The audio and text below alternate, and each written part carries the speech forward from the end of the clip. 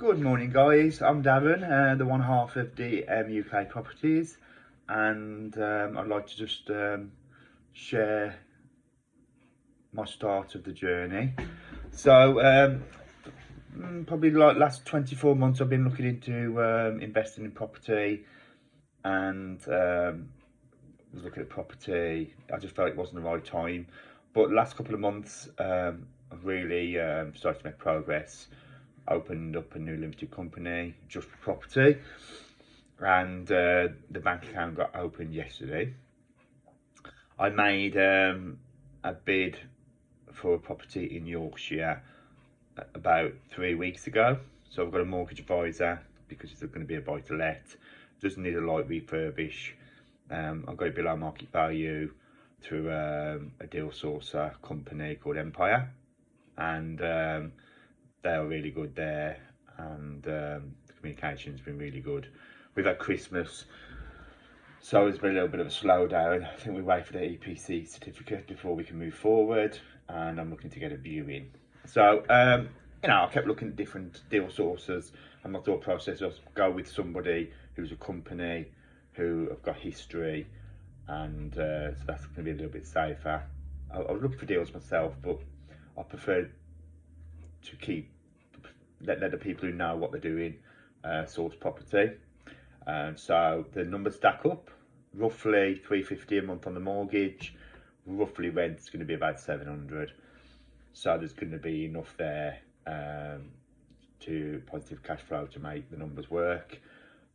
So the goal here isn't to make money now. The goal is to build a portfolio, a mixture of buy to let and BRR, which it's buy, refurbish, rent, revalue, and try and pull the money out. So we're looking at a 10 to 15 year plan. And so I was looking around for some education, and I felt if I'm going to do property development and get into that arena, because my main business model is retail, which I'm really good at, and I understand that, and I've built up a fantastic team in the last 7 years, and a really good business model, which is making a profit each year, and steady profit. So no concerns there, but I want to move some of that profit into property for the long term. So I've watched loads of videos, some great content makers out there, and so I've been following a guy called Steve Hamilton for probably 4 months. He's real, and he videos every day, and I looked at what he has to offer, and I decided to go all out and get the Hamilton University, which is a 52-week course, and it covers just a range of everything you will need to know, and availability to ask the questions and be around like-minded people and network is just so valuable. And we went on our first house visit yesterday, property visit. We get one a month, and it was fantastic to see a house stripped out, and he's had the first fix of, mainly the first fix of the plumbing, gas and electric, which is really good to see, because that bit's been scaring me in a little bit, because if you're not in that arena, you don't know the process. So this is why I'm going to get educated, so I know the process. And within that 3 hours, Steve was just fantastic. It was really serious stuff, and explaining how things work, and so much value, and we could ask questions, and there wasn't such thing as a silly question. So that for me, he just really cares about delivering. So, and I've got access to, we have like Zoom calls every month, and we have like all the paperwork, so we can build a portfolio of all the different sections, so we can refer back to it. And so I'm super excited. It's out my comfort zone, and I know that. But when I first got the business, that was hard. That was hard work, and I'm not scared of that, and I enjoy learning. So yeah, so come away from that 3 hour visit, and really positive. So I've got a property in the process of buying. The next one I want to do is a flip, possibly a buy to let flip. So add value, pull the money out to go again, and I know there's going to be bumps in the road, and I know I'm not going to get a fantastic deal because I'm not experienced. But you know what? I'm going to work that through. Like I've always, I problem solve. I'm really organised, and I think I'm good with people. So I really just want to get stuck in and learn and learn and learn. So I'm going to document this journey. I say it's me and my wife. I say we're a limited company, and we're just gonna go for it, and really get stuck in and progress. So I'm documenting it.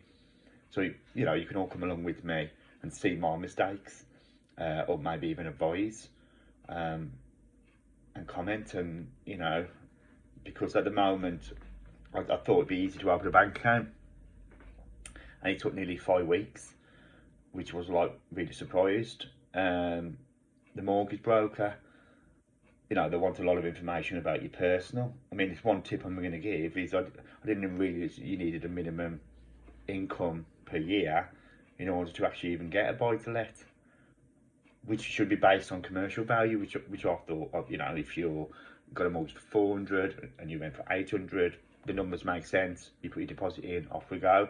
But it is a lot more complicated than that. There's a lot of process, a lot of ID. So I think we've got through most of that hurdle now, and then it's going to come to the light refurb. How light is that going to be?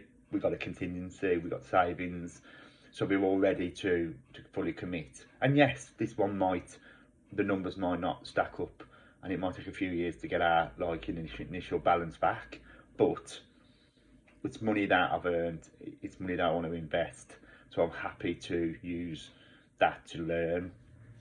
We also was looking at Bond Wolf, went to see a few auction houses, and I was really surprised how expensive the auction prices was. We went to see like a 2-bedroom terraced just round the corner from us. It needed a full back to brick, and it wasn't very big. There was no garden, no real drive, and it went, in the Midlands, it went for I think 130,000. It's going to need 35,000 spent on it. I just don't know where the numbers match up. But obviously, somebody knows something I didn't know.